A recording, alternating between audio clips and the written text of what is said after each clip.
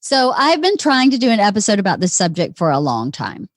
Today, Cathy and my friend Parisa are my guests, and we talk about living with people who have anxiety. The three of us are pretty balanced. Not that people with anxiety are not balanced, but we don't have anxiety issues, and we have children and or spouses that do.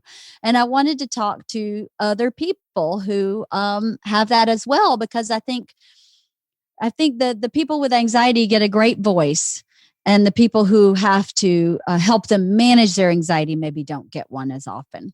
And I don't know. I thought it was a really great conversation. I thought it was very honest and open about what it's like to live with someone who has anxiety. And Parisa recommended a book that we talk about. It's called Anxious Kids, Anxious Parents by Reed Wilson and Lynn Lyons. I'm going to read that book because it sounded extremely helpful for her. I have not read it, so I can't vouch for it myself, but Parisa said it was very helpful in her journey with her kids with anxiety. So I hope you enjoy this. I hope you find it helpful. Please feel free to email me or, message me if you have any comments or questions. I'm going to put a link to the book, Anxious Kids, Anxious Parents, on my website. So it's wifeotp.com if you want to go check that out. Thanks everybody for coming back every week. I guess that's it. I hope you enjoy Cathy and Parisa as we talk about living with people who have anxiety. Hi, ladies. Hi. Morning. Thank you for coming today. I have been so wanting to have this conversation because I live with someone who has a lot of anxiety. I live actually with 3 people who have anxiety. I've talked about their anxiety and stuff before, so I have no problem talking about my people that live with anxiety. You guys don't need to talk about who or how your people have anxiety, because I'm interested in your process with other people's anxiety. Does that make sense? Uh-huh. I feel like it goes without saying that I would never want to have anxiety.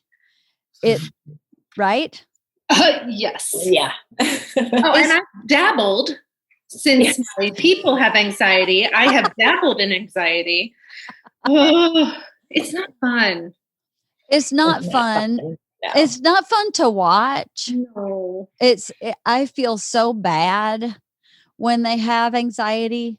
I would not wish it on anybody. It's such a suffering, and I feel like their heart must go through so much more physical stress than mine, and how difficult it is on their, physical body, not to mention their emotional, mental state. So I feel like we're probably all on the same page with that, right? Mm-hmm. Yes. Yeah. Lots of sympathy, lots of empathy. Of course. It's very hard, and it's funny. And you say you have 3 people. It bounces in my house too. So you never know who you're going to get, Right. And so you have to be ready. There's a lot of preparing. Yeah. How do you prepare? Yeah. The biggest thing that happens in my house, honestly, is time management, because if we need to leave and go somewhere and there's any sense of anxiety from any of my kids, we're going to be late. And so there's a prep that goes back and back and back. And you have to prep almost 2 days before to know when something is coming up. Mm-hmm. We had that this weekend, and we worked on it for about a week.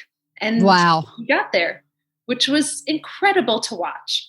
Yeah. But to leave the house and do something that was challenging took a week of prep. Right. Do you have that too? I do. I feel like there's maybe not so much prep, but there's a lot of, maybe it's prep more for me. Yep. There's like a lot of, not even so much prepping them. It's like more for us prepping the environment, like knowing that particular scenario is going to be challenging. So how do I avoid that? Or how do I create it so that it's not so challenging? Exactly. I feel like I do a lot of buffering for people to make their life easier, which doesn't necessarily make mine easier. Is it tiring? But yeah, it's a little exhausting. And what's also I find really exhausting is that when other people don't get on my page, I'm like, how can you not understand that we need to sort of buffer this? Like, sometimes Stephen gets really frustrated and is like, well, that's not the way life works. Sometimes you just have to go out into the world and do X, Y, or Z. Like, yes, that is all true. But if I know that X, Y, or Z is going to result in a massive panic attack, anxiety breakdown, can I just make that not happen? The thing is, how do you teach them? Yes, you have to go out in the world. This is the way the world works. You have to fit into the world, but how do you make that work for you? Right. So I know, that's why we're here, Leanne. Tell me. Exactly. I don't know. That's why I'm talking to you, because I don't know either. I had never consciously thought about the prep leading up to something, but I do try to learn as we go. Like Isla has become very resistant to her orthodonture because she's shown up a couple times and her orthodontist will have like a major overhaul and not have told her.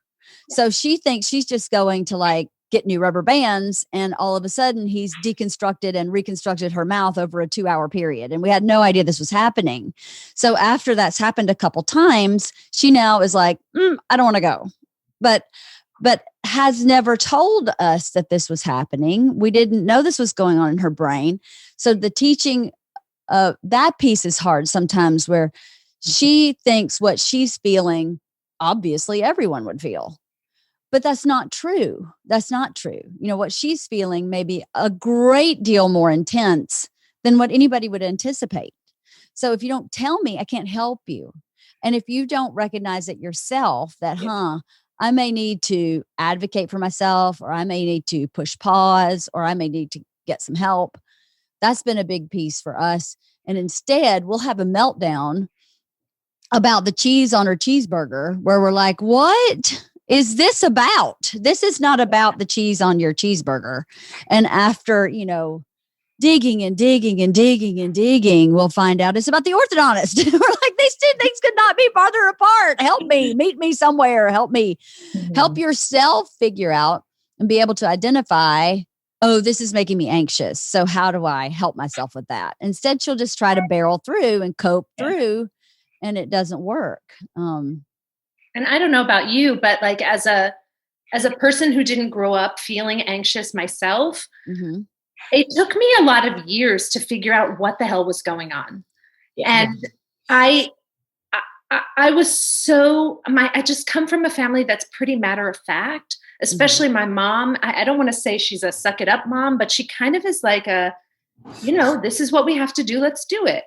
And I wasn't understanding what was happening, like you're saying, figuring out that it's not the cheeseburger. And for my son, it started really early.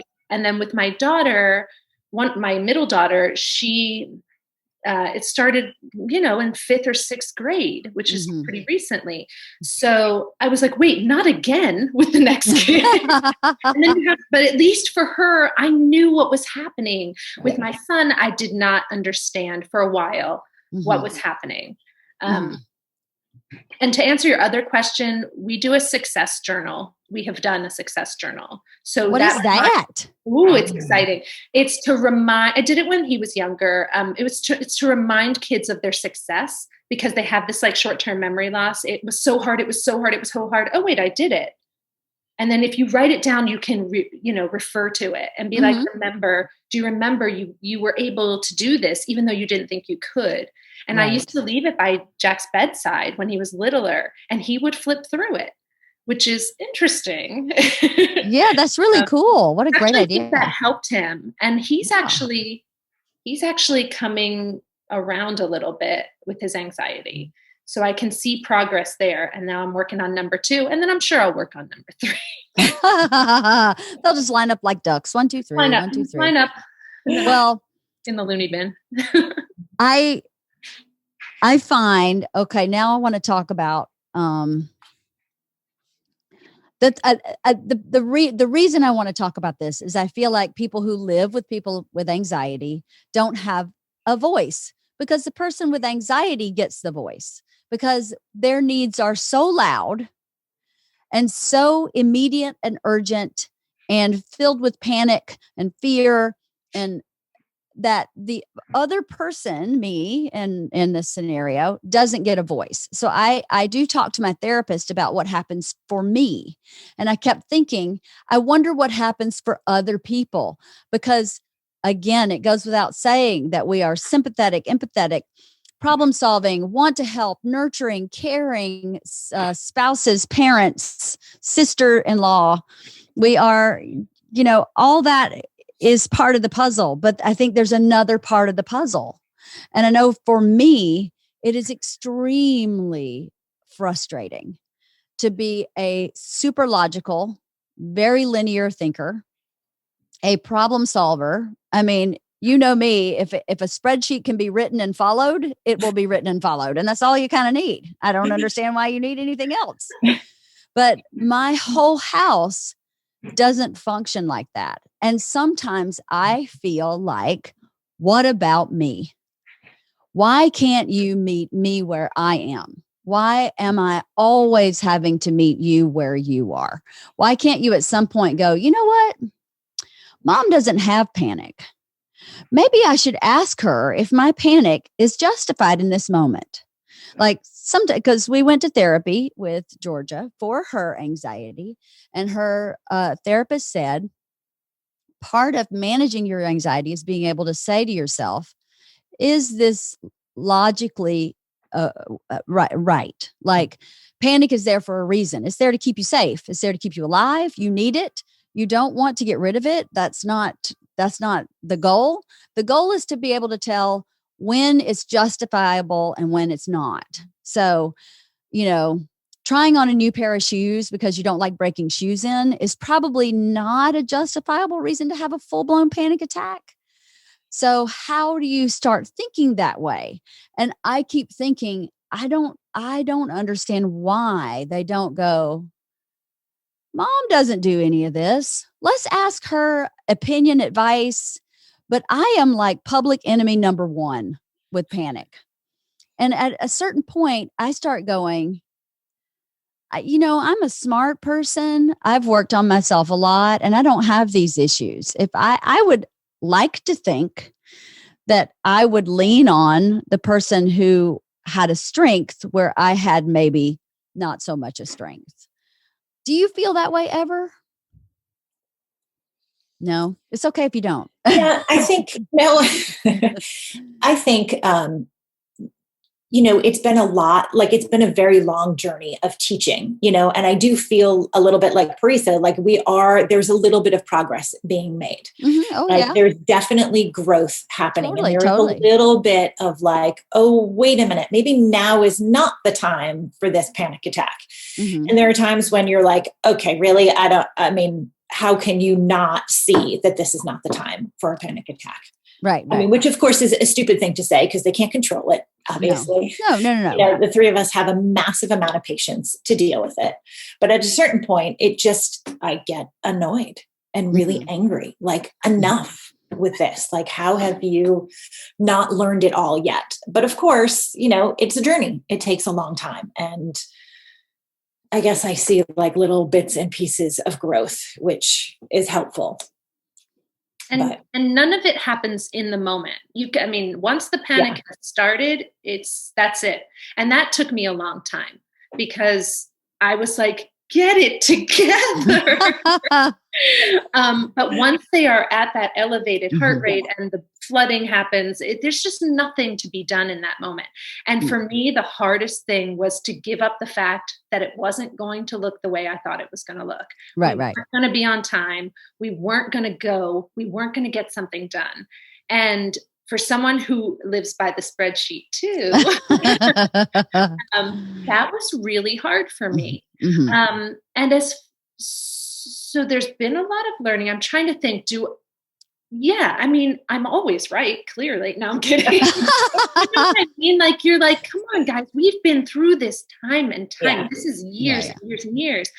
and I see glimmers, and it's funny how happy you can get with a glimmer at this point. Mm-hmm. But in the moment, there's nothing to be done but to soothe or whatever each kid needs, Mm-hmm.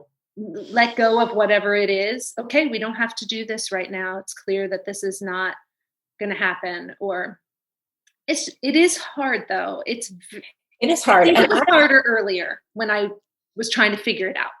Yes, it was harder earlier. Yes. I don't know that my kid in particular will ever get to the point where they're like, you know what, Mom, what do you think about this? Like, oh no, mine either. No, ever. No. So mine won't either. I don't know. I guess, yes. I mean, what you're saying makes complete logical sense, but I don't know that their brain is ever logical enough for that, because I don't feel like that's ever going to happen in my lifetime. So no, I don't either. I feel that way too. That's the thing. Something my therapist said a long time ago, which I have found so helpful for me in living with people with anxiety in particular. Wait, I'm going to write this down. Go. It's really good. She said the mark of emotional maturity is being able to hold two emotions at the same time. Mm-hmm. I feel so bad for you. This stinks for you. How do I help you manage through this? How do I help you learn something new? How do I applaud your progress? And are you fucking kidding me? Are we doing this again? This is the 18th time I've had this goddamn conversation with you. Can you not make some progress? Like, I have those two feelings at the same time. Of course, I'm super sympathetic, but sometimes I would love for someone to go, you know what, Mom? I think you've said that before. And I think I might do it this time. Or for my husband to not be like, you have just murdered me by saying you didn't like my shirt. And I'm like, oh my God, can someone just understand that I'm a good intentioned person? And I have limitations too. And sometimes I feel very limited in my internal capacity to hold what they need, because they need so much. Sometimes, not all the time, but sometimes when everybody's kind of panicking all at the same time, I'm the only one keeping it together. And sometimes I have this emotion where I'm super sympathetic and I completely know what's going on and I feel terrible and I want to help and soothe and then this other part of me goes, again. But maybe I'm the only one that feels that way. Everybody I've tried to talk to like that, they're like, yeah, I see what you're saying, but it's about their, process and journey. And I feel like, am I just an asshole that I go, how about you all fuck off and give me 15 minutes to go read a book by myself, which is what I was going to do with my day. And now I have to stop my day for your anxiety, which you refuse to really grow at the rate I need you to. Well, for the longest time, I would never tell anybody that I was struggling in my house. And so now there have been times where if one of them's having a moment, and I'll say, what you're going through right now is hard for me. Mm-hmm. And I need a moment to get it back together. So I'll actually say it now that they're older and they can understand, but they don't want to be feeling the way they're feeling. No. Obviously. No. And Maggie is, Maggie's very logical. So she can sometimes find it outside of her and look at it and kind of take care of herself. She's doing what all my stack of anxiety books say, talk to it, meditate, breathe, do one thing at a time, acknowledge all the things that the anxiety books say. She can sometimes do that. That's great. But like the way you're talking, when they get surprised, they hate that. I'm sure, we've all been there where you didn't tell me this is what we were doing today. Well, you've got to, as a mom, manage how early do I tell them they're getting a shot with, are we in the car? Or are we at the doctor's? Or are we a week before so they can stress about it for an entire week? That was all the learning process too. But I think being able to tell them now that where my limit is helps. That's a good point. Sometimes I do that. Yeah. I have been able to talk to Bert about it a little bit. He walked in on me in a Zoom session with my therapist talking about my dealing with his anxiety. And afterwards he asked me about it. And I said, well, if you're willing to listen, this is honestly what happens for me when you have anxiety. And he was like, wow, I just had no idea it was that hard. And I'm like, yeah, sometimes it is really hard because sometimes you have to fully shut down, or I feel like I have to fully shut down my instinct and voice and step into theirs without that ever being reciprocated. And I don't need it reciprocated all the time, but sometimes it would be nice because I feel like I see you, I hold you, I help you, but you don't ever do that for me. You never step in my shoes and go, maybe this is more than needs to be happening, or maybe this is really hard for mom, or maybe this is something I could lean on those things that I learned from my therapist instead of continuing this. Maybe I should put a little more effort. That I don't feel like that ever happens. And at a certain point I go, in what world is that? This sounds childish, but in what world is that fair? It's not fair that I reach always and don't feel reached toward. Does that make sense? Mm-hmm. And you're like, you're in a relationship. And if the relationship is all output on one side and no input, it becomes very hard. And when you live with someone with anxiety, they need a lot of output from me. And then once they're calmed down, they're like, okay, cool. What are we doing? Are we partying? Oh my gosh. How about the part where they bounce back so fast and I want to crawl in my closet and just weep? It's so hard afterwards that they bounce like that. Yes. I still don't understand. I don't either. And it's as if nothing ever happened with you. Yeah. That's the hard part. Yeah, it is very hard. I have trouble with that. I have trouble with that too. That's the part where I go, I don't understand why there's no that must have been really hard. I mean, from the adult in my house. I'm not talking about from the kids. They're children. I would be a lot to expect my 14-year-old to go, Mom, I understand that was really hard for you. No, I'm talking about my husband. He's an adult. He knows he's having a panic attack. He knows it. He'll say, I am in the middle of a panic attack. And I'll go, okay, buckle your seatbelts. This is what we're going through. But there's never a comeback and like, hey, babe, that must have been hard for you. And I'm sorry that was hard for you. Or no, we just move on.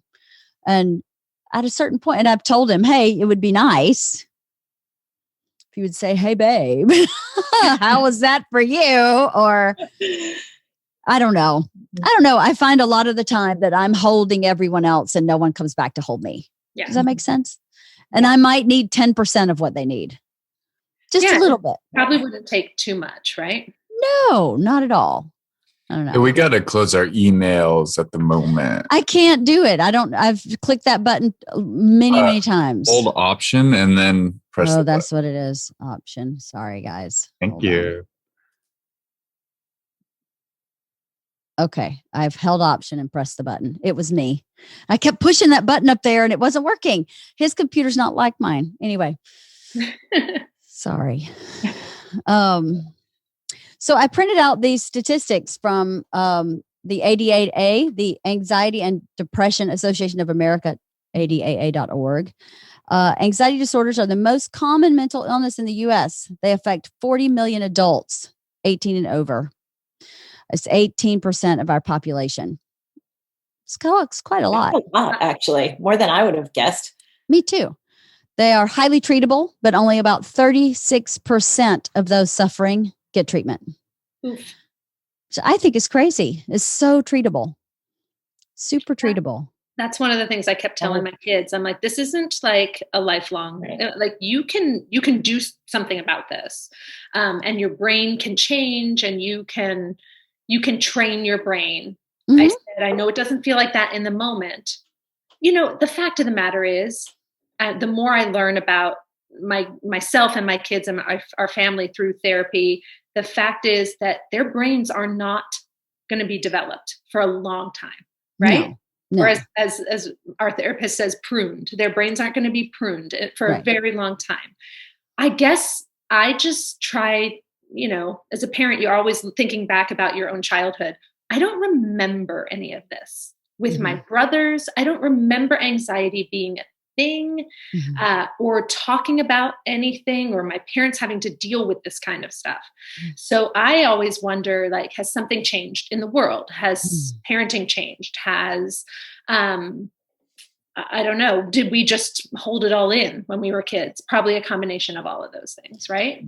Yeah, maybe. I had anxiety as a kid, but mine was from trauma, really. And it was always happened for sleep. It was only associated with sleep. And I know exactly what it was about, and I knew how I managed it. And at a certain age, it stopped because I got old enough to, drink myself into oblivion. And then I didn't have to manage anymore. I didn't have to worry about sleeping. I'd just pass out. And then I had to deal with that. And then I got rid of it. So maybe that could be the path for our children. Just learn to drink at 13 until you pass out. I'm kidding. But yeah, mine was all about that. That's interesting you say that, because from this website, anxiety disorders develop from a complex set of risk factors, including genetics, brain chemistry, personality, and life events. So my father-in-law has anxiety. Both my sisters-in-law and my husband have anxiety, and now both my kids. So I think mine probably leans more in the genetics pool than life experiences. Also, part of it, I think, is how, like you're saying, how you were taught to cope. I mean, I definitely grew up in a pull yourself up by your bootstraps and keep going. If you get hurt, brush your knee off and keep going. My dad friggin', shatters his thumb and then wraps it for a week because he doesn't have time to go to the doctor. I mean, that's, and then builds a fake thumb while his real thumb heals so he can continue to work with a fake prosthetic thumb that he's built himself. So I didn't tell anybody I was scared to go to sleep. Right. I just remember like shaking and crying, and I was absolutely convinced there was a vampire in my room until I was way too old to think that way. So anyway, I don't know. I think, is there any anxiety in your husband's lineage? Yeah, for sure. In our family, my husband's one of 6. It's scattered in they all have 3 or 4 kids, and some of those kids have kids. It's scattered all throughout their family, from as severe as, when you like pull your eyelashes, like that kind of stuff. And there's a lot of the kids, I say they're kids, they're young adults, are medicated and having to deal with a lot. So it's definitely on that side of the family. And weirdly, my brother, as a kid, I remember always afraid we were going to run out of gas. Always thought we were going to be locked in the mall. Locked in the mall? We went to the mall a lot. But why would you be locked in the mall? With the Lowe's at 5 or 6 or 7 or whatever. And he was like, oh my gosh, they're going to pull the gate down on the Macy's. We're going to get stuck. We have to get under. And he wouldn't go in the car wash. Oh my God. Drive through the wash. But when nobody ever talked about it, we didn't talk about it. Yeah. So this poor kid was like, we're going to be locked in the mall. I mean, he has grown up to be literally one of the smartest, brightest, most talented humans on earth. And I don't think he suffers from anxiety now. Not that I can see, or not that we've talked about. But so I guess there was a little bit of childhood anxiety there. So we're just hitting our kids at all angles. Right. We got it from both sides. Well, same here. I had it definitely. My sleep anxiety was terrible. And George's anxiety started out as sleep anxiety. And I was like, oh, I know what this is. This is another thing I thought was really interesting is I said that, oh, I know what this is. Oh, I can help you with this. Let me tell you what I did. And it didn't work. Didn't work at all. So I love the success journal idea that you had. That's really, really great. Yeah, that's smart. But, I remember now what we were talking about before Bert came in. When we finally, I tried to help Georgia, like you said, with your first one, I was like, I got this. I know exactly what this is. I did this too. I didn't sleep either. I would count up to 100 and then count backwards down to 1 over and over again until I fell asleep. Or I would listen to classical music, or I would do this and I would do that and I would do this, and none of it was working. And I was getting frustrated with her because I kept thinking, she's just not doing it. She's just stubbornly refusing to take my advice. And this is what I did. So we struggled, she and I feel terrible about it now, because when I took her to see a therapist, finally I said, I give up. I don't know what I'm doing. So I went to the therapist, and the therapist said, oh, her brain doesn't work like your brain. She actually needs the opposite of what you did. You were activating your brain and distracting yourself, and then you would fall asleep. Activating her brain makes her more awake. So she has to do things that calm her down. Like she's got to not listen to classical music, because that actually does activate your brain. She needs white noise entirely. So I was like, read a half hour before you go to bed. I'd always fall asleep. She was like, nope, for her, that wakes her up. So I was giving her all this advice that was the complete opposite of what actually worked for her. And then I felt terrible because we literally tried for almost a year to figure this out on our own. And I've thought, what an asshole I am to think that I knew how to handle this. And then I took Isla. Isla started having sleep anxiety, and she needed exactly the same thing my brain needed. Exactly. Read before you go to bed. Her brain needs to be activated and distracted. Her brain is too active. So if you don't, so I spent this time taking what I learned from Georgia and going, so Isla, you need the white noise. You need to calm your brain down. And she's going, it's not working. And I'm like, God damn it. Nothing's working. So we go back to the therapist. How am I supposed to know? We go back to the therapist, and the therapist goes, no, actually, this one is like the first, like what you were trying to do. She could count to 100 and backwards. She could listen to classical music. She should read a book. She should journal. She should do something before she goes to bed to get her off her thoughts. Whereas the other one just has, like, George's anxiety was more almost like chemical, and Isla's is more from her imagination. Mm-hmm. Like her imagination would run wild, and she'd be like, there's a monster under the bed, which is what I did. Whereas George's would wake her up out of a dead sleep in a panic attack, already asleep. No nightmare, no dream. She still does that from time to time, where she'll come in my room and say, panic attack woke me up. And the first time it happened, it was really scary because she thought she was dying. You know, in the middle of the night, she's like, this is my last day on earth. That's what she kept saying. This is my last day here. I'm dying. This is it. This is it. She was so panicked. Isla has never had any of that. Isla's always been like, so there's a boot by my door. And I did not put that boot there. And I'm like, okay, but your room is a disaster. So how do you know you didn't put that boot there? Oh, I'm sure, you know, she's a hoot. So my kids are more like Isla. They both had sleep monsters under the bed type of thing till way later than I thought that was a thing. Mm-hmm. In fact, my Maggie still does. She puts her pillows she surrounds herself in a cocoon. Oh, Isla still does. If those pillows are going to stop the demons, I know. They do. They do. Absolutely. If it works, I'm good. Yes. Right. And she knows. She's not dumb, but you know, like, she knows, but it's the only thing that works for her. Mm-hmm. Yeah, it's kind of a crazy thing. It is crazy. Isla's the same way. And she's a little bit older than Maggie. So just a little, but yeah. Yeah. So it's still, I think she's probably going to be that way until maybe she gets married. Okay, fair enough.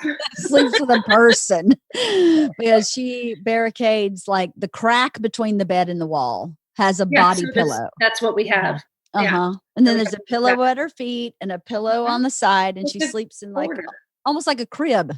Yep. That's in a bed. And, you know, we're moving into our new house and we built a room for her. And you're like, you can have whatever room you want. Your room is a brand new addition to the house. So whatever you want. And she was like, I just need my bed to be in a corner. Oh. And I was like, are you sure? Because there's these two nice windows. She's like, nope, corner. Safety. Bed in the corner. and I need to be able to see both the front door, the closet door, and the bathroom door from this bed. Oh my God. Okay. Right. Okay. So your girls, you didn't notice it until they were a little bit older, or when they were itty bitty? Well, Georgia didn't seem to have. Her anxiety seemed pretty regular, normal. She's anxious about going to preschool for the first time. Who wasn't? There was nothing abnormal until she started having sleep trouble. And that started probably 4th grade, somewhere around there. Isla had sensory processing issues. And I think that sensory processing, from what I've learned about that, I think she sees, hears, feels, like texturally feels, smells things a little more intensely than most people. Yep. So we spent her early childhood just trying to get shoes on her feet because of the sensory processing. And the sensory processing was causing her panic. She would go into such panic about having to wear a shoe that wasn't a flip-flop. And when you go to school, you can't wear a flip-flop. You have to wear a shoe. And that was quite challenging for a long time. But I think they're bedmates that for her, the sensory processing and the anxiety go together, because I swear to God, that girl could hear a pin drop 4 blocks away. She can smell things before I do so I just think her imagination and her senses are heightened.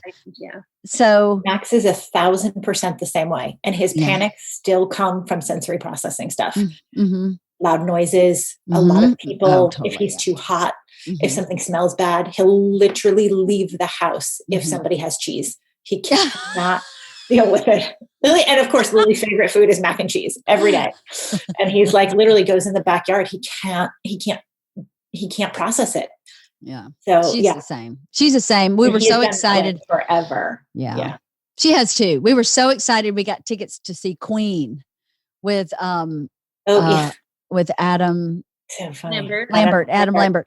We were super excited. We got like awesome tickets. Bert's agent got them for us. We've never done that. We've never asked for a favor ever. We've just bought tickets. And this one time we couldn't get tickets that were not way in the nosebleed. And we're like, for their first major concert, we should, try. So we got these awesome tickets, and Isla was miserable. She was so miserable. It was just too much pyrotechnics and loud, and Brian May's guitar. And she was like, it's so funny. Lily is like, I want to go to a concert so bad. And Max is like, no fucking way. Never in my life will you get me to do that. Like, he is just like, peace out, man. So yeah, same. Interesting. Pictures of Jack at the circus. My brother took him to the circus when he was little. The pictures are all him like this on my brother's yes. Like his ears like plugged. He just hated everything about it. And of course, like, Brian and I are like taking them to Disneyland, taking them to Lego. We're doing all this stuff when they're kids. And it occurs to me now, he would be anxious as a toddler because he didn't want to wait in lines. He didn't want to go on the rides. He didn't want to do any of it. And here we were every weekend, like hitting, Legoland, Universal, SeaWorld or whatever. Yeah. And he was hating every second of it. Isn't that amazing? Yeah, totally. So I wonder too, like you had said, I don't know what the right answer is. I think we are all doing our best based on what we've tried to learn and the experts we've reached out to and all that good stuff. But I wonder sometimes if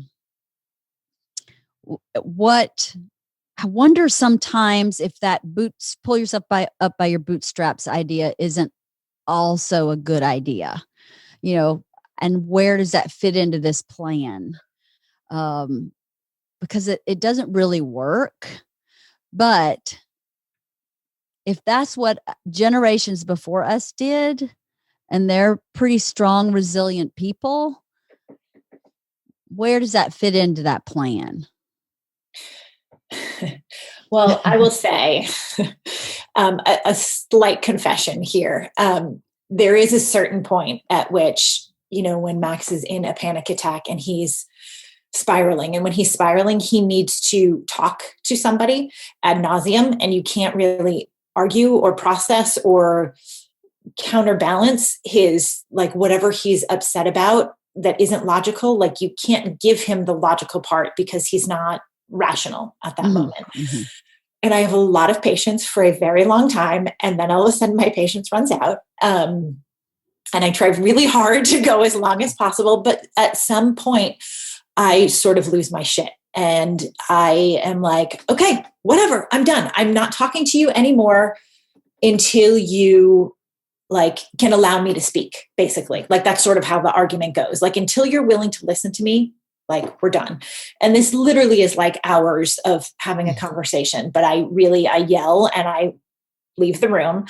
And I have found that it is actually incredibly effective. Really? Like, it has to be after a certain point. He has to sort of go through that spiral. And then it's almost like the spiral is just too much and he can't handle it anymore, but he doesn't know how to get out of it. Mm. And it's not until I like snap and tell him, like, you need to get the fuck out of this. I'm done. And he's like, oh yeah. Like, it's almost like that slap in the face that he needs, but it has to happen after a certain point. And it's taken me a long time to realize when that point is. And I'm not saying I get it right. And it's not a pretty scene at all in our house when this happens.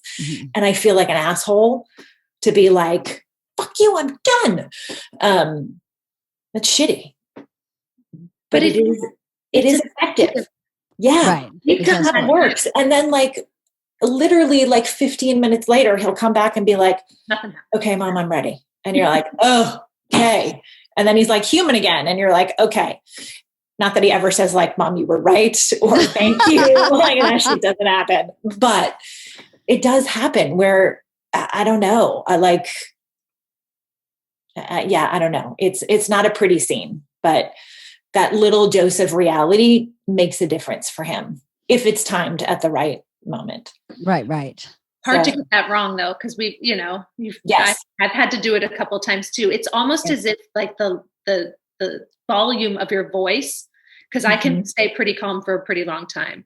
Yes. But if I just like a one yell loud, whatever, it almost like shakes them out of it. A little bit. Yes, exactly. Weird, because it's the last thing you want to do is holler at them or whatever. And it is generally the last thing you do, right? Like, so it is a little bit startling, which I guess is good, but I mean, at least you punch them in the face. So I feel pretty True. No one's been spanked. Right. Well, I know what you described with Max is what happens with Bert. My other kids don't do that, but Bert does. And this is another place where I, being an adult that lives with an adult that has anxiety, get hung up, where I go, his anxiety requires that only he speak. So when he is upset, the only voice that exists is his. And after a certain point, I start getting resentful of that. And I go, I'm so sorry, but you're in a panic attack telling me things that are not rational and then upset with me when I won't go into agreement with them. So you tie my hands. All I can say is, you're right. We had this argument last night. We had this argument last night where he said, I wrote an email to someone asking them for something simple. They emailed me back a question about why I wanted that thing. What an asshole. And I'm like, why are they an asshole for asking you what they need? Oh, so you're taking their side? No, I just don't understand why that person's an asshole. Well, I mean, this is a person you've known for 18 years. This is a person who's done everything you've ever asked them to do. This is a person that's giving you no trouble ever. Why suddenly, because they won't give you don't understand anything. You are always on the other person's side. You don't ever take my side. I never do this to you. Every time someone says something and you're upset, I just agree with you. And you don't ever do that for me. I mean, stomping, slamming doors. And I'm like, all I'm saying is why is that person an asshole for not just going, yes, sir, whatever you need? I mean, there may be things you don't understand why she had to ask you what this was for. She was someone that has a professional license, that there may be some legal reason she needs to know why you need this thing that you're asking her for, but you're not considering that. You're only going to level 11 because she said, let me ask you a question. And for me to not go, well, what an asshole is so crazy when I don't even understand the situation. And the argument went on forever. And at a certain point, I just go, I'm becoming apathetic, where I just go, all you want from me is you are 100% right. You are 100%. When I can't ethically, I can't do that because I don't believe that a lot of the time. I don't believe he was 100% right last night. So I can't say you're 100% right because now I'm out of integrity with myself. So now I don't know what to do. And I can't yell at my husband and go, I'm fucking done with you, because that would make it so much worse. He never comes, he sometimes comes back, but he doesn't often come back and say, I might have overreacted in that moment. I would love to hear your opinion about what I was feeling, or about my reaction to that, or about what she said, or about logical. That never happens. It's only the issue at hand for him, his side of the story, and nothing else. So even if it's an argument between me and him, if I did something that hurt his feelings, that's the only way he can handle it also. And at a certain point, and I know it's about his anxiety. He's a good person. He's not like that. This is about him being in a panic, and what he needed from her, he needed urgently. He needed today, and it was yesterday. So and it's really important. So I understood it was, but I just go, oh my God, I'm not really sure how I'm supposed to function, because I can't really just go, you're absolutely right. You're absolutely right. 100% right. And then go back later and go, I didn't really believe you were absolutely right. So then he wouldn't trust me in the moment, I would think, right? Yeah. Yeah. If I go back and say, I just said that because you were panicking. So now let me tell you what I really believe. I mean, have you tried either of those extremes? I'm just curious. No, I haven't. I have. Go ahead. I'm just curious. I mean, because I wonder what would happen if you just yesed him and then came back, or if you hollered, or screamed, or not that you should. I'm not advocating. No. I'm just kind of wondering what would happen, because it's so much trial and error in my house. Uh-huh. That's a really good question. I think sometimes, because I am a human being, I get hung up on my own stuff, which is I just don't lie. Like, I would never lie and say, yeah, you're totally right. I just would never do that. I grew up with someone who lied to me daily. And so then for me, my coping mechanism for that was to always be honest. Of course. And not necessarily honest in a nasty way, but just not to say, I agree with you, I'm on your team, when I go, you're out of your fucking mind. How I really feel is you are out of your mind. And right. No. So I don't know maybe how to do that. So, I don't know that I would either. I just was wondering, because. But it's a good thing to try. Maybe. Okay. I don't want to be held liable. No, you wouldn't be held liable. It's a really good perspective to say, hey, why don't you just go, yeah. And then, like Cathy says, I'm done. And he comes back later and says, now let's talk about that. I wonder if that would be the effect. I just don't know. It's so interesting, what might be going on in his brain, and kind of how he has to focus. I don't know. It is interesting, because I know for Max, obviously he's not an adult, but for him, he just needs me to say something. Like, I don't think he listens to anything I'm saying.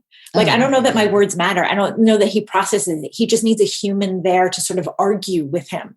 I could probably agree with him, and I think he would still argue with me. Do you know what I mean? Like, he's so wrapped up in that downward spiral that it's almost like I'm not there, but I have to be present and arguing and speaking or whatever. You know what I mean? So I don't know if it's the same, where you could just say, start reading your grandma's recipe for pound cake. No, I cannot do that. If I go like this, You're not listening to me. And I'm like, dude, you spend your whole day talking to me like this on this phone. I mean, come on. And I pick it up once and I'm just the biggest jerk on the planet. High maintenance, this guy. High maintenance. Man. Yeah. They're all high maintenance. They are. Mm-hmm. Oh my goodness. Everybody's anxiety is high maintenance. Everybody's anxiety is high maintenance. So, or at least in the moment, it is. In the moment, it is really high maintenance. And that's something I wanted to kind of give a voice to as well, to have anybody who's listening, who lives with someone who has anxiety, to know that there are people who also live with people who have anxiety, who don't have anxiety. And it is a puzzle. It is a puzzle not only for how do you help that person, but for how do you care for yourself within the context of this disorder that's not your own, right? I would never want my kids to go through this without me. I would never want my husband to go through this without me. But it is sometimes hard to care for yourself when this storm is blowing, you know? Absolutely. Yeah. That's the piece I think doesn't get enough of a voice, you know, and I think that could go with any type of illness or disorder, not just anxiety, someone who is, you know, has someone who is maybe disabled in some way. There is, of course, you feel terrible for that person and you want to do as much as you can, but how do you balance your self-care with caring for the other person who needs so much? And how do you deal with those feelings after a certain point where you're like, well, what about my feelings? You know, that is a good question. What about my feelings when this is happening? How do you take care of them? How do you guys take care of your feelings when you've gone through maybe an episode like you were talking about with Max, where he's just, yeah. And at a certain point, you're like, stop it. How do you take care of yourself in the aftermath of that? That's a good question. I don't really know. Like, it's tricky because, you know, sometimes I get support from Stephen. Sometimes not so much. Like, he's very interesting. He doesn't have a lot of patience for that. He gets really annoyed when I sort of try to do the buffer and prevent things from happening. He's, you know, he's like, he's got to go out in the world. But in the moment when I lose it, he sort of gets mad at me. Like, why don't you have more patience? And it's like, I mean, you literally have more patience than anyone. Yeah, I agreed. You have more patience than anyone I know as well. So true. I don't know. I doesn't feel that way sometimes. So it's really interesting that, and I think that actually comes from Stephen's anxiety. He clearly has anxiety, which is where, you know, my kids get it from. But I think that's part of it. I think he's afraid that maybe someday I'll lose it on him. Maybe I don't know, so I can continue to have patience. I'm not sure. But how do you take care? This is the question maybe you should answer for yourself. Yeah. How do you take care of yourself when that's over? You know, because sometimes these hullabaloos are doozies and you're left like, I was in an acting class a long time ago. And this acting teacher was talking about relationships. And she was saying, you know, there are people in this world who come and just tear things up and just shit all over the place. And it's just crazy. And then they walk away and they're like, they're fine. But you're holding all the stuff that they tore apart and they have no concern or even awareness that they have caused you any inconvenience. And all of a sudden you're sitting there with like 2 armloads of like broken furniture and, you know, all this aftermath that they have no awareness of. And I feel like that happens with this extreme anxiety moment, that they have no knowledge that there was some collateral damage from that. Not real damage. Nobody's broken or anything, but you know what I mean? It's not for free. It's exhausting, if nothing else. I get very exhausted. For me, I feel massively guilty when I reach the breaking point. Well, yeah. I feel failed as a parent. I'm not ever supposed to reach that breaking point, which of course is stupid, but you feel like shit. Like, you don't want to yell at your kid, especially in the middle of a panic attack, which they can't control. You know what I mean? Like, talk about the asshole. Like, who could be more shitty of a human, right? Mm-hmm. So it is really tough to feel that guilty afterwards. Like, that is the aftermath where you're just sitting holding this, and you can try to justify it a little bit. Like, okay, he is making progress. These are happening less. There is some more growth or whatever, but yeah, you still feel like shit. I don't know how you reconcile that. Lots of therapy, I guess. Well, I mean, I actually wasn't joking when I say I go in my closet, because I actually do. That is one thing when I have reached the point, it's the only part of our house that I feel is 100% mine, which is ridiculous, but it's the weirdest thing. I've never even talked about it, but if I've hit the point, I'll go sit in my closet, like on the floor, and it only takes like 2 minutes, and then I can get up and move on. Right. Or I'll leave the house for a split second, sit in my car, go outside. It doesn't happen often, but usually I only need a couple minutes to kind of bounce back. Right. Cathy, when you were talking about hitting your limit, the last huge panic attack that Maggie had was on Christmas Eve. And it was the weirdest thing. Like, we were, it's the pandemic. We were just going to go around the corner to my sister-in-law's house. And because of the pandemic and whatever, she just didn't have any clothes that fit, nothing. And she wanted to kind of dress up for Christmas Eve, even though we were going to be outside in the freezing cold with our winter coats on, eating food. And she was just sobbing, and everybody was already over there. Our two families were already over there, and she just couldn't do it. And she knew, she's just like, I'm ruining Christmas. Like, can you imagine higher stakes for a kid? It's Christmas Eve. It's dinner is on the outside table getting cold. And she couldn't, even though she was going to be wearing a ski jacket, get dressed. It was awful. And somehow in that moment, because it was such high stakes, I didn't lose it. Like, I had to get her 2 blocks away to our dinner. And she just, we were just 15 minutes late. It took forever, but it felt like forever. And I just remember being like, oh, that's the first time I didn't have to like snap out of it. Right. And I just kept telling her, this happens to everybody. It does. She goes, but not on perfect days that are supposed to be perfect. I'm like, no. I said, it especially happens on these kind of days because there's so much pressure to get it right. But yeah, my closet is usually where I head. But that is a good plan, because you're like, and unplugging. Yeah. And you only need, like you said, you only need a couple minutes. Just, like, breathe it out and take a second. And then I mean, if it works, I guess that's why I keep doing it. Mm-hmm. It must work. Yeah. Yeah. That is hard, but that is really good advice, because if you think about it, if you can find some go-to, and I mean, you can go to a closet in a hotel. Most hotels have a closet, maybe not all of them, but some of them have walk-in closets you could go sit in. You could go find a space that's your own, that you can kind of circle the wagons, get everybody back in your body, get everything back kind of balanced. It's a really good idea.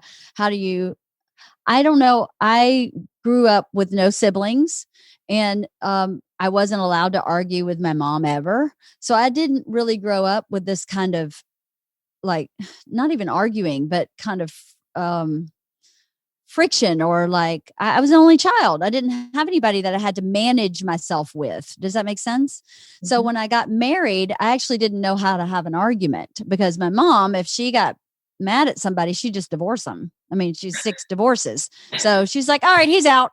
There was no I never saw anybody resolve anything, right? I never saw anybody hold someone else's problem, because there was no holding anybody else's problem happening in my house. If you had a problem, that's your problem, and I'm leaving. You can take your problem and shove it. That's pretty much the way my mom was. And my dad is the least confrontational human on the planet. He would just go, "Oh, your problem is the only problem. Let's take care of your problem. I have no problems." And then later he would be like this angry asshole complaining about cheese on a cheeseburger. And we'd be like, what? So I had to learn how I'm still learning how to be in, I get argument's the wrong word, but you know what I mean? Two people in two different places in an issue dealing with it. And so the thought that you can unplug and come back later never occurred to me ever. Mm-hmm. There was no unplug and come back later. You unplugged and left the building and never came back. You know, my mom did that to me personally when we had an argument. She would leave for a year and not come back. And then I go, oh, okay, I guess I can't have an argument. So I don't really think that way. I'm really glad you say that. It sounds pretty simple, but for me personally, that's pretty profound to just go, I'll be right back and remove yourself. Yeah. I'm like, I need a minute. I need a minute to get my head back on. Right. And I guess I am surprised at how quickly I'm able to turn around. Mm-hmm. But sometimes I just need to like not see anybody, not be near them or whatever. I find it interesting that the three of us, most resilient, most resourceful, most even-keeled, same person every time you see them, not moody, no anxiety, have married people who might be a little more tightly wound. So why do you think that is? Such a good question. That is a good question. Yeah. I mean, I don't know. Brian and I have been together for 26 years, 25. Long time. Mm-hmm. A long time. I mean, I was 25 years. I was 23. I mean, we've grown together. Mm-hmm. So, and Brian's done, he's gone through all different phases since he was a kid, since I first met him. So I don't know. We keep adapting, I think. And there have definitely been hard times and there have definitely been easy times. But yeah, we're definitely different from each other. Uh-huh. Yeah. I see that with both of you, actually, even somewhat more so, I think. Yeah, I think you're right. I think it is a little more apparent with both of us than it is with you. Brian is a great guy. What a sweet, sweet guy. Of the two of you, he is definitely a little more tightly wound of the two of you. But compared to my husband, not at all. Not at all. Not at all. He's very different. But if you look at the two spouses together, there's one super stable, super resilient, super reliable, even-keeled spouse. Yeah. And then there's one that may be a little more up and down, right? For sure. And that always fascinates me. But maybe that's what I don't know about anyone else, but maybe that's what I need. You know what I mean? Like if you marry somebody who's just as even-keeled, like, what the hell would we do all day? Right. Totally. Manage. Like, I don't know. I wonder if that's the balance that you need. Mm-hmm. Like somebody to be a little bit different from you. Mm-hmm. I don't know. I see that both of you guys. Oh, I would be bored stiff with someone like me. So beautiful. Bored stiff. I know exactly why I'm with Bert. And sometimes that frustrates me. Does that make sense? Sometimes I go, what were you thinking? I mean, this is insane. But then when I visualize something different, like someone else's husband who is just even keel, super predictable, I go, forget it. There's no way I would work with that person or any person similar to that person. This is the type of person I would work with anyway. And I get bored so quickly. I get it in my brain. Mm-hmm. And then sometimes my soul goes, can we have a little space? Can I just have a minute? I need to go in my closet. Yeah. Just go to your closet. I'm telling you. Come to my closet. all good. I'll come to your closet. That's even better. I'm going to Parisa's closet. I'll be right back. I hear it's a portal. Yes. An anxiety, weaving portal. Oh my gosh. Just Next time I sucks it do it, all. I'm going to just be thinking about you guys. You can think I'm in the closet portal. Yeah. I'm in the portal. I'll text Right. you from the portal. If only there were a door that led to like somewhere else, it'd be A great. bar? Right? A bar. A bar would be great. A garden that had beautiful like fountain and flowers where you could sit and read a book. And Also, it's funny you say garden because that is the actual other thing I do. I literally will be in the middle of hell in my house. I'm like, I'm going to Armstrong real quick. I need to go plant something. That is my other like go-to. I mean, it's ridiculous, but I will go and buy just flats of like color. I'll be like digging furious. But then I'm like, oh, look, it's so pretty. look what I did. That's so gorgeous. And doesn't talk back. And can put her shoes on when asked.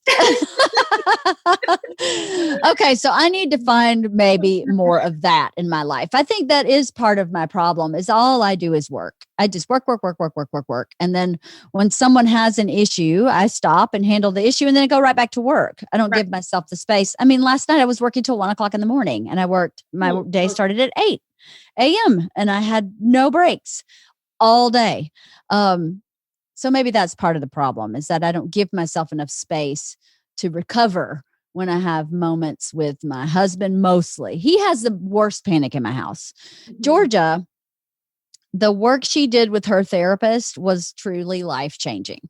For her, it just righted her boat. For whatever reason, her linear thinking part of her brain that's developed more than the other people in my house went, okay, she gave me tools. I can apply the tools and I see that they work. So I'm just going to keep doing that. She's had a couple of those chemical wake you up in the middle of the night panic attacks. But other than that, she's been able to manage herself literally since like 2 visits with a therapist and she's done. Isla, not so much. She's not done. She, I think, has discounted everything the therapist told her and does none of it. And just continues to focus on the boot that ended up by the door and she did not put it there. And I go, well, then that's your choice, But I wonder if part of it too is like, because they're younger, because they're still pruning, because they're still growing, it's easier. Like Bert's going to be way harder to change, right? You like think? He's 48 years, he's managed his anxiety by doing whatever, yelling at his wife, right? So, yeah. And it works for him. He may not see that there's a reason to change. Whereas with the kids, it may be a little bit easier to get them to understand that they need to cope in a different way. That's very true. And Bert believes his anxiety, the way his brain works, is directly related to writing jokes. So he has no incentive to change because he believes, and I agree with him to an extent. I think you can hold 2 things at the same time. I think you can go, this may be one of those times I should manage myself. And this may be one of those times where I should let myself go so I can come up with this really good joke. But he doesn't believe he can do that. He believes he's an all or nothing guy. I don't know if you've met the guy, but he is an all or nothing guy. Really? You may not have noticed, but Shocking. come to my closet and I'll show you his all or nothing hats. We have hats everywhere and hats show up almost every day. So, anyway, you definitely need Parisa's closet then. Oh my God, we need some help. Seriously. Let me think. Is there anything else I wanted to ask you guys about any books that have been super helpful? Any resources that have been super helpful? For sure. When the kids were little, I think it's called Anxious Kids, Anxious Parents. And that one actually in the back has a puzzle, what looks like a jigsaw puzzle with the 7 pieces of anxiety. Wow. And for some reason, that one really, I hope that's what it's called, but I think it is Anxious Kids, Anxious Parents, or the other way around. Okay. And then there's like a companion book to it that is for kids to read. Like a guide. I don't know how much they read it, but I read it. But it tells you, what to do in the moment and how to, and that anxiety is normal, and that it's, that's how we save ourselves from being eaten by a lion, or whatever. But, putting on socks is really not scary. Shouldn't be. Right. Nor is getting dressed or, talking on the phone with somebody. Right. Or all the things that my kids get nervous about. Right. That one for sure worked when they were in middle school, late elementary. Okay. I'll look at that for me for now, for my kids now, because Isla still has some of that stuff. All of it. Yeah. Timeless. I don't think that they have to be itty bitties for it to make sense. Right. She's still got it going on in the anxiety world. And I hate it for them, because I think for me, some of this stuff is so easy, and I don't need them to be like me, but I would love to give them a little of my easy, just a little bit of my easy. Can I give you a little easy so that it's not so hard? Of course. It makes me feel so bad that some things are just so hard. And, it's just so interesting when it chooses to be hard. Yeah. Right? I mean, like that is the piece that still throws me, where I feel like I should know exactly when this panic attack is happening. And then all of a sudden it's like out of the blue. And you're like, wait, what? I'm so good at anticipating. I'm so good at buffering. And then you're like, okay, you suck. You clearly aren't good at any of this. Have we not learned anything? Yeah. Like that is the part that still sort of surprises me, where I feel like I should be able to predict it.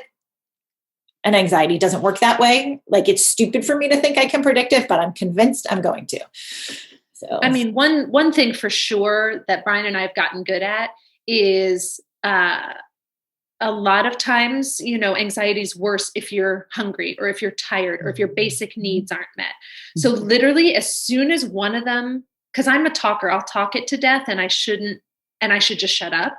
And Brian knows that. And so Brian will just bring the plate of cheese and apples and crackers to whichever kid is freaking, and they can freak while they eat. And then that sometimes actually stops it. I have that experience too. Yeah, we have this dance that happens as someone's starting to rev. And Kira will always go, my youngest will always go, because you don't know her. She will always go, I'm not always hungry when I'm mad. Sometimes I'm just mad. And I'm like, okay. Here's an apple. Just eat it. And trust me. And then she's fine. I agree with you. I have a lot of lack of sleep, lack of food, lack of water with Isla. That is a big source. But I agree with you also in that this was something I had thought I needed to talk about. So I'm glad you brought it up, Cathy. I feel like I am, as hard as I try, and I don't get it right. Yeah. I'm never right. I'm, and not that I need to be right. I want to be helpful. And so what worked today doesn't work tomorrow. And it is hard to kind of keep yourself positive sometimes, where you go, I don't really know what to do, because I've tried every trick in this bag, and what worked 8 times in a row now has not worked at all. It can be very frustrating and very make you feel very helpless. It makes me feel very helpless. In our argument last night, I said to Bert, I feel like I am wrong. Like, no matter what I did, 95% of the time. So if I had actually said, you're right, this woman who said no to you was an asshole, that would have been wrong also. Because what you needed in the moment was for me to be wrong. Right. And it sucks to be the person that you need to be wrong. So I don't feel like I know what to do, because then, and I feel that way with my kids too sometimes, where if I could say the sky is blue, and they would go, how dare you say that? You are so insensitive. I'm like, but okay. What color is the sky? Is it purple? I totally agree. Why would you lie to me? And I'm like, no, I don't know what I'm supposed to do. That happens to me a lot. That happened to you a lot? Oh, yeah. Yeah. Okay, I feel better. No matter what you say. And then if you don't say anything, you are the devil. Oh, Why yeah. aren't you answering me? Don't you hear me? Yeah, I hear you. I have nothing to say because no matter what it is, it won't be right. Yeah. So I've tried everything too, I mean, sometimes it has to just wind itself out. And that, like you said, doesn't feel fair a lot. It just doesn't. But I haven't figured it out. Do you think anyone's figured this out? I don't know. I don't think so. I don't know.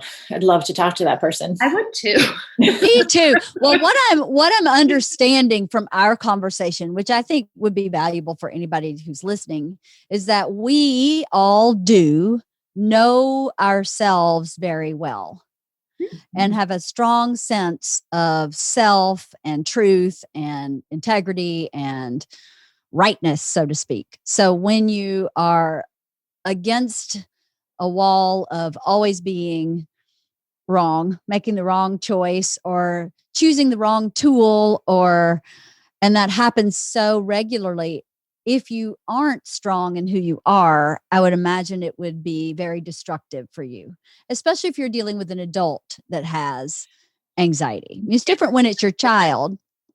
When it's an adult, I would imagine, because there's a lot of times where I think, thank God I know who I am and am very strong in that. Because if Bert came to me and told me some of these things he says when he's in a panic attack and I actually attached to them, I would be like a driveling mess. Yeah.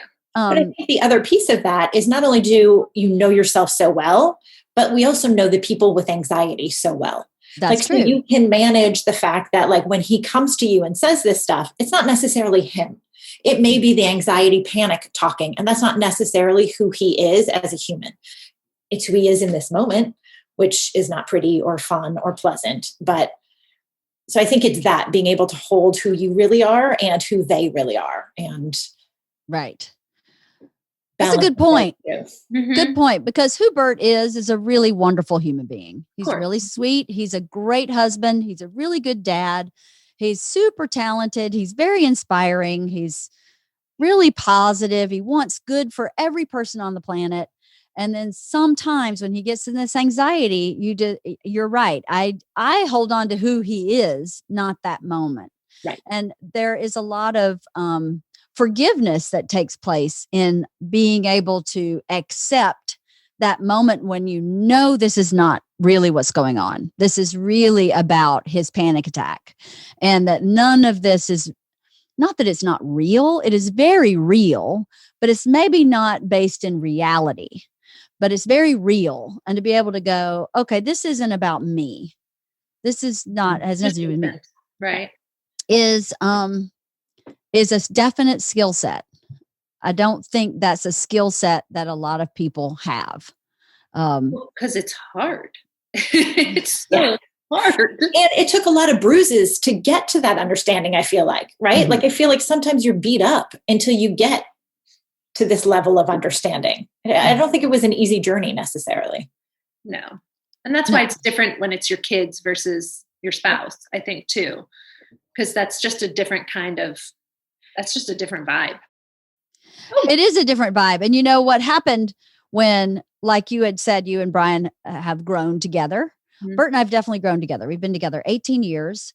And he did not have this anxiety when we were first together.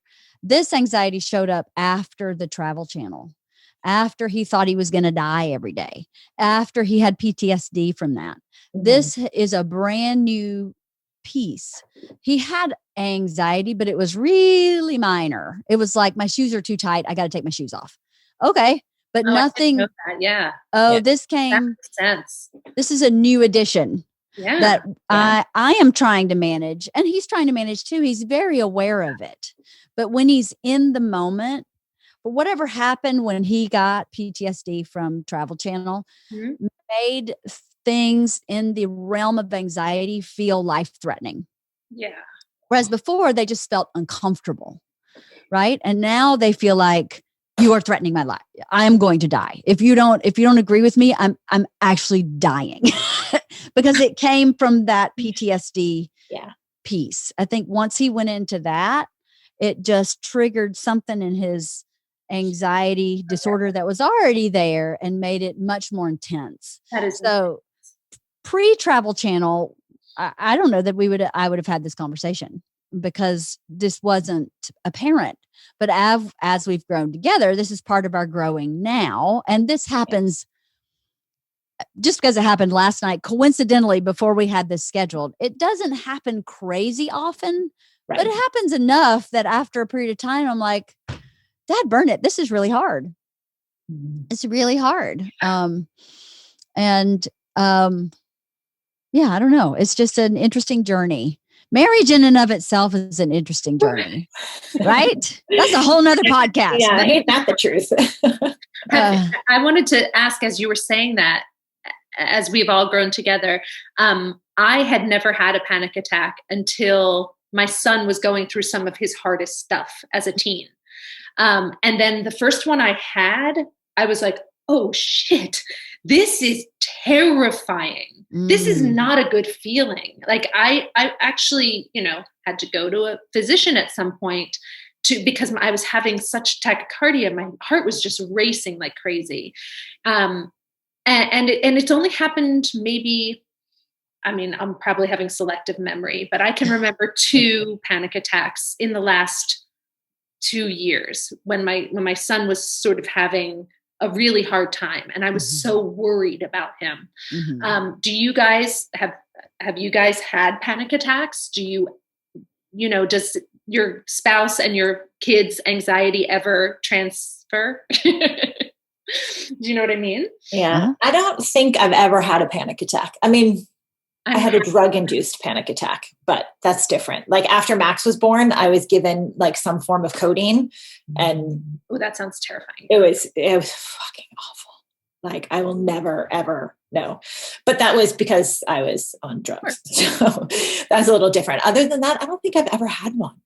So I can only sort of understand from a far away level, Yeah.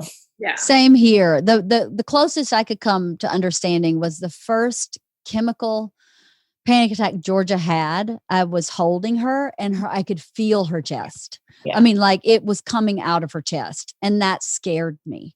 So I thought, terrifying. It's terrifying. So I thought, if this is scary for me, I'm not in her body experiencing not only the heart racing, but her eyes were darting. She was like a cornered animal. And this woke her up in the middle of the night, and she had no idea what was happening. Yeah. And she just kept saying, this is my last day on earth. I'm not waking up in the morning. I'm not waking up in the morning. And I tried to suss out later, did you have a bad dream? Did you have what happened like at school that day? What, nothing. So there was nothing really discernible happening.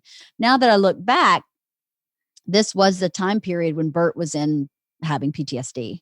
And when someone has PTSD, or my experience of that with Bert was the most irrational behavior ever.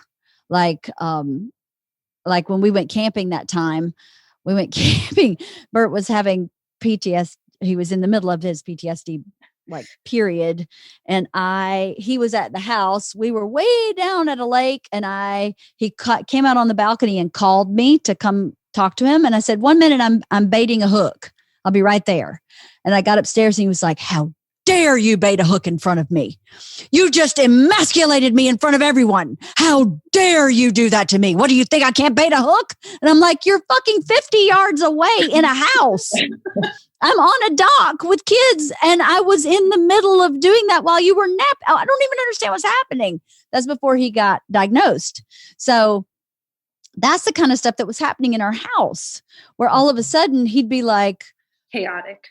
It just didn't make any sense. So I wonder if her stuff started when I think her stuff started when he was in that, and she was having panic because her dad is like reaming out her mom for putting a worm on a hook, which he was genuinely extremely upset about. How long was that argument, Cathy? We never came back out of the room. It was hours. And I just was I don't know what's going on. I don't know what's happening. I just baited a hook. That's all I did. I didn't even know you were on the planet. But it then escalated into other things that made absolutely no rational sense. Yeah. And when people Bert and I have talked about the PTSD on his podcast before. And when people write emails, they're like, that's exactly what it's like for him and for the other person, is that they're in such, like, he on some level that triggered some kind of almost life-threatening thing for him. And I mean, the stuff he was saying in that room, he was like, I've married the wrong person. I married the wrong person. I can't believe you would bait a hook. And I'm like, you married the wrong person because I baited a hook. Something is wrong. Like, we got to go see a doctor. After that weekend, I made him go see a doctor. And the doctor was like, oh, you have PTSD? Because he thought he was dying every time he, jumped off a building or he fell off that waterfall and got really injured. And that's, I think, really was the last straw. So all this anxiety, this extreme anxiety Bert has when he's upset about something is kind of new. It's post Travel Channel. Oh, interesting. Isn't it fascinating? It really is fascinating. It's really fascinating. It's interesting how I've adapted too, because I've had to adapt, and to go, he's not that guy. Even when he was having that PTSD, I kept going, who is this person? Who has kidnapped my husband and put this lunatic in his place who's like really mad at me for baiting a hook? I just kept trying to find why that would have triggered him, super emasculating. Yes. Oh, he's telling me I have to wrap it up. He has a podcast now too, so we have to wrap it up. I'll wrap it up. Yeah. No, we're done. We've talked about a lot, I think, now that he's let both my dogs in. And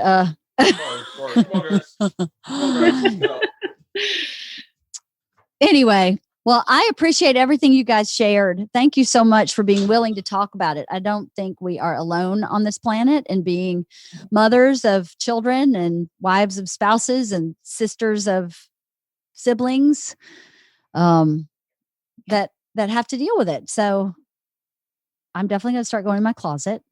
Do it. Do it. It's amazing. I'm definitely going to start yelling at my kid when I get to a breaking point. Yes. I don't know that I recommend it. I'm just going to say, it doesn't feel good. But I think I'm willing to try them both. See? We'll have to get back together and see how it went. And see if it works. Right. And I'm definitely going to check out this book, Anxious Kids, Anxious Parents, or Anxious Parents, Anxious Kids, something like that. I'll look it up and put it on my website. And anybody who has questions, adaa.org is where there's a lot more information than what I read, but I just wanted to have a little bit of fact-based, information before we started to see how many people have anxiety. Can't believe only 36% of people get treatment. It's sad. It's really I sad. believe that. I believe really it too. Yeah. I believe it too. Well, thank you, ladies. Thank you for having us. Thank you. And I missed you guys. I miss you, Parisa. We should go soon. Oh, I know. We're almost there, right? Someday soon, right? For sure. So Stephen just came home. He got his first shot. I'm so excited. You guys, Brian got his shot yesterday. He did? Yes. Yes. Amazing. Now, if I can get vaccinated sometime before 2022, when my number comes up, it'll be great. I'm going to be the last human. I know. You and I will be like December 31st. We'll like, hey, any shots left for us? I think we all have that cockroach gene. We'll be here after a nuclear holocaust, just healthy and strong and resilient, and with our right. Yep. And patient and calm and can deal with anxiety. Yeah, exactly. Put it all. Exactly. All right. Well, I love you both. Have a great day, and I'll see you soon. Always good talking to you. You too, always. Thank you, guys. All right. Bye, guys.